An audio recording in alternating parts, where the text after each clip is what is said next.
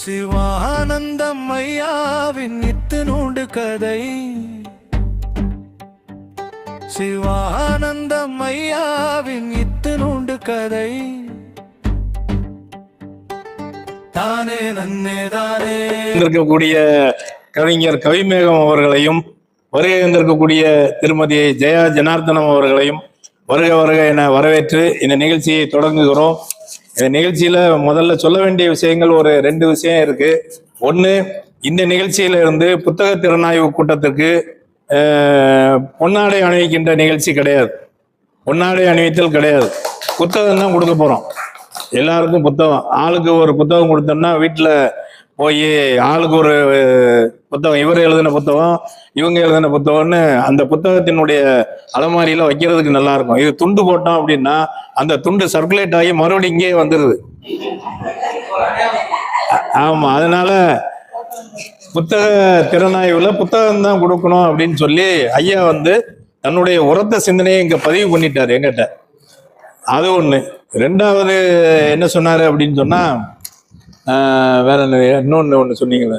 ஆமா, இந்த புத்தக ஆசிரியர் யாருடைய திறனாய்வு இருக்கோ அந்த ஆசிரியருக்கு, இப்ப இவருடைய புத்தகம் திறனாய்வு அப்படின்னா அவருக்கு ஒரு சீல்டு கொடுக்கணும். இது யாரு கொடுக்கணும் அப்படின்னா அவரே பொறுப்பேற்றுக்கிறாரு.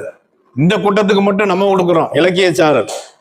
அடுத்த கூட்டத்துல இருந்து அவர், இப்ப யாராவது புத்தகம் எழுதி அதுக்கு திறனாய்வு இருக்கு அப்படின்னு சொன்னா அந்த திறனாய்வுக்கு ஷீல்டு உரத்த சிந்தனையில இருந்து கொடுத்துருவாங்க.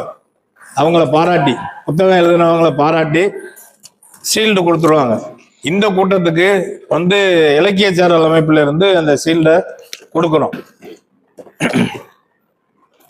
அப்ப நம்ம இதுக்கு முன்னால புத்தக திறனாய்வுல காற்றில் கலந்த கவிதைகள் போத்திராஜ் சார் கொஞ்சம் வருத்தப்படுறாரு. நானும் தான் இங்க புத்தக திறனாய்வு பண்ணேன், அப்ப இந்த திட்டத்தை கொண்டு வந்திருக்கலாமே அப்படின்னு. அது வர வேண்டிய நேரத்துல வந்திருக்கு.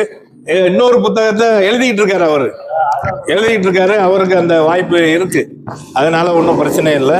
இந்த கூட்டத்துல இந்த 2 விஷயம், ஒண்ணு புத்தகம், 2வது புத்தக ஆசிரியர் யாரோ அவருக்கு ஷீல்டு கொடுக்கறது உரத்த சிந்தனையினுடைய பொறுப்பு. சரியா? அந்த 2ஐயும் நீங்க இது பண்ணிக்கணும். அடுத்ததா வழக்கமா நம்ம இந்த 10ன்னு சொல்லி 10:30க்கு ஆரம்பிப்போம். இலக்கியச்சாரல் அமைப்புல 10க்கு சொல்லி 10:30க்கு ஆரம்பிப்போம். அந்த 10:30க்கு ஆரம்பிச்சு 12:30க்கு முடிச்சிடணும். அப்படின்னா தான் எல்லாருமே ஆமா வீட்டுல போய் சாப்பிடணும். அந்த அந்த ஒரு நோக்கத்துல என்னையா அண்டர்லைன் பண்ணணும். அங்கிருந்து மதிப்பிற்குரிய திரிபுரநாதன் அவர்கள் அதை நல்லா அண்டர்லைன் பண்ணி சொல்லுங்க. பாதிக்கப்பட்டிருக்காரு கொஞ்சம். ஏன்னா போன வழியில ஹோட்டல்ல சாப்பிட்டு போயிடுவோம் அப்படின்பாங்க. அப்படிலாம் இருக்கக்கூடாது. 12:30க்கு நேரம் வீட்டுல போய் நீங்க சாப்பிடணும். அந்த விஷயத்துக்காகவும் இங்க வரக்கூடியவங்க, திறனாய்வு செய்யக்கூடியவங்க ஒரு 7 நிமிடத்துல இருந்து 10 நிமிடத்துக்குள்ள முடிச்சிடணும். அதே மாதிரி கருத்துரை ஒரு 3ல இருந்து 5 நிமிஷத்துக்குள்ள முடிச்சிருங்க. அந்த டைப்படி முடிச்சா எங்களுக்கும் நல்லது, உங்களுக்கும் நல்லது.